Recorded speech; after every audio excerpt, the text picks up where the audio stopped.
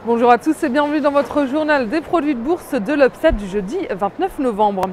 Léger sursaut du CAC en fin de séance. L'indice parisien grappille 0,37% à 3515 points. Il regagne du terrain à quelques instants de la clôture alors qu'il a évolué dans le rouge une bonne partie de la séance. Les volumes restent très réduits sur la place parisienne, un signe du manque d'enthousiasme des investisseurs. L'incertitude devrait dominer sur les marchés ces prochaines séances alors que l'échéance sur la question du mur budgétaire aux États-Unis approche à grands pas et c'est bien ce débat qui cristallise de plus en plus d'inquiétudes sur les marchés et qui ont tout de même repris un peu d'espoir avec les propos optimistes du président républicain de la Chambre des représentants. Et puis autre élément qui pèse sur la tendance, c'est la mise en garde de l'OCDE et ses prévisions Mossad sur l'évolution du PIB mondial cette année et l'année prochaine. Et les valeurs les plus chahutées, ce sont les bancaires. Société Générale progresse de 0,46%. Crédit Agricole de 0,30%, en revanche BNP Paribas lâche 0,30%. Les valeurs défensives sont recherchées à l'image de Danone ou encore Essilor. Wall Street retrouve le chemin de la hausse et atteint même l'équilibre alors qu'elle évolue en baisse dans les premiers échanges. Le Dow Jones termine sur une hausse de 0,83%. On est à l'équilibre quasiment puisque le Nasdaq gagne 0,82%. Dans le même sillage que les marchés européens, on retrouve deux sources d'inquiétude majeures ici aux États-Unis. D'abord, les inquiétudes majeures et bien sûr le mur budgétaire, même si les propos optimistes de certains dirigeants ont relevé la tendance.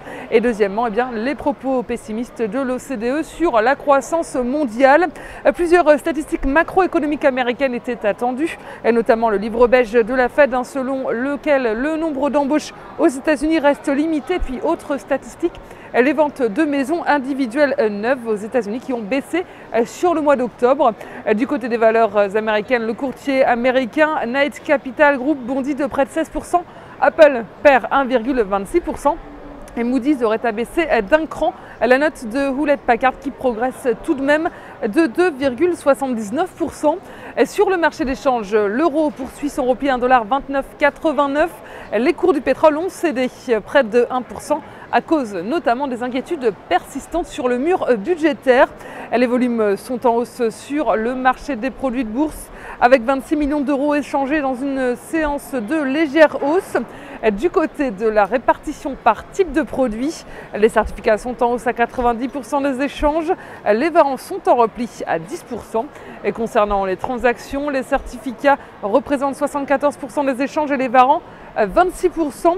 Et si on regarde la répartition par sous-jacent, on voit que les indices sont en baisse avec 50% du marché. Les actions, par contre, sont stables à 45%.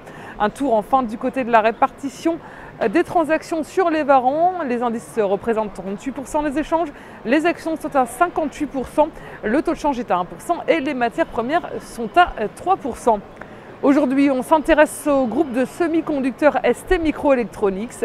Graphiquement, le titre s'est posé sur un support à 4,15 € et rebondit sur sa moyenne mobile à 20 jours. La figure dite en étoile du matin qui s'est formée au cours des séances du 15, 16 et 17 novembre appelle à un retournement de tendance haussier vers les anciens sommets de septembre 2012 à 5,15 €. La stratégie qui vous est proposée pour jouer cette valeur, c'est l'achat du Varenco ST Microelectronics à 2742 T d'Unicredit au prix d'exercice de 5 € et d'échéance au 1er mars 2013.